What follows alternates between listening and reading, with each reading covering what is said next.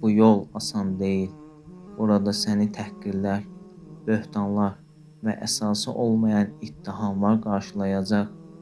Deyəcəklər ki, sən haqq üzərində deyilsən. Azınlıqlarına möhkəm bağlananlar səni yanlış çıxarmağa çalışacaq.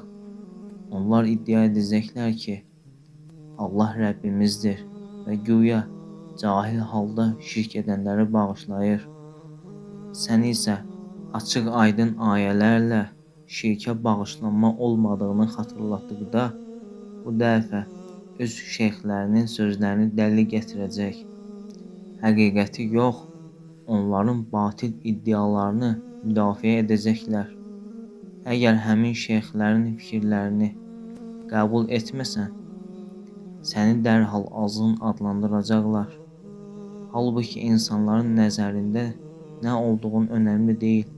Əsas olan Allahın huzurunda onun ipindən möhkəm yapışmış bir müsəlman olmağındır. Tövhid yolu haqqın yoludur. Amma bu yol ilə gedənlər azdır.